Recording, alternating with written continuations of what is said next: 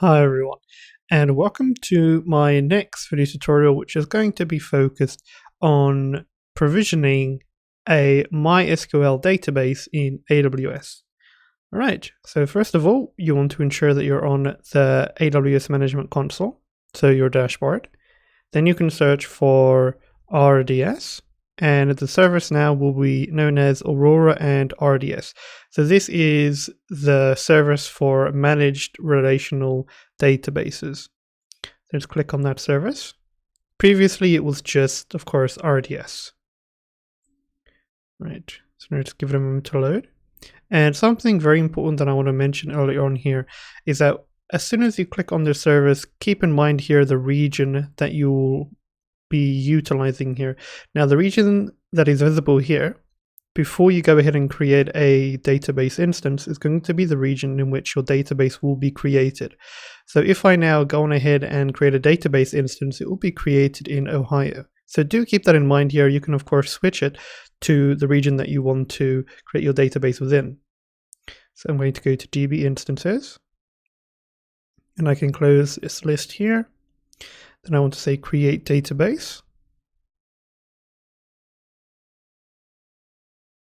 Okay, I'm going to choose standard create for the database creation method. So that's going to take you through more options that you can configure. There is also, of course, easy create, which simplifies everything. So it's really up to you, but I prefer standard. I want to see all the options and configure as it should be. Now we can see we have multiple engine options available here. So to set up a MySQL database, you want to select that option. Okay. Now it's just going to take a moment to load the configuration. Then we can scroll down. Okay, it's going to assign a version here, so you can go ahead and change the engine version as you so desire if you have specifics that you need to use. Under templates here, I'd recommend, if this is your first time or if you're testing, just to go for the free tier. If you're more comfortable, you can go to dev and test. Okay, under availability and durability, since we are utilizing the free tier, we'll only have one single database available, so one instance in a single availability zone. Okay, then you have a few settings you can configure. So the DB instance identifier.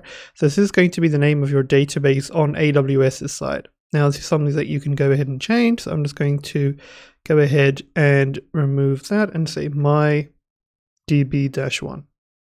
Okay, so to go ahead and set up your instance. Then here under credential settings, you can set up your username for your database. So I'm just going to say here admin96, for example. Under credentials management, you can either use self-managed credentials, which means you can go ahead and directly set your master password and confirm it, or you can go ahead and utilize AWS Secrets Manager and go ahead and rotate your password according to that. So I'm going to use self-managed, and then under password, I'm just going to go ahead and enter in a password. And what's very helpful is you can see how strong your password is, of course, here. Then you can confirm it. There we go. Right, under instance configuration here, you can choose your database instance, very similar to if you've used EC2 instances before. It's very similar to the idea where you would go on ahead and choose a particular instance type. So here we're going to choose the T4. Okay, and that's of course quite a small one, and that's quite suitable for the free tier. Under storage, we're going to leave it on the default. We'll use the general purpose SSD. We will have allocated storage, so 20 gig. And then we'll have a maximum storage threshold of 1000 gig, which we'll have if our database also auto scales. Okay, if you want to connect to your EC2 resource, of course, you can go ahead and set that up here. If you want to set up a connection to an EC2 compute resource for this database, I usually like to keep everything separate and not together.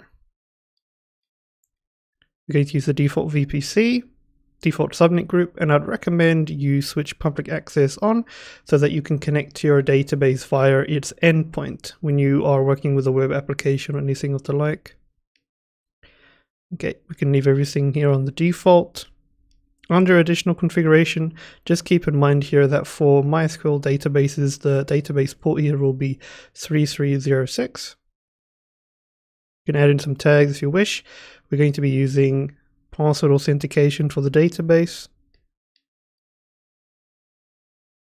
Under additional configuration here's where you can name your database. I'm going to call mine demo_db, and this is only important for your web application if you're referring to your database. So this is not going to be the name that you see in the instance. So on AWS's side, your database will be called, scroll up here where it'll be set it, my-db-1, because it's seen as a database instance.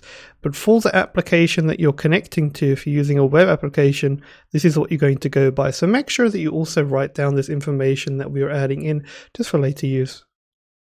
You can leave everything as is, enable automated backups, enable encryption, and just make sure you're using the free tier here. Okay, if you're happy with that, you can then go on ahead and create your database.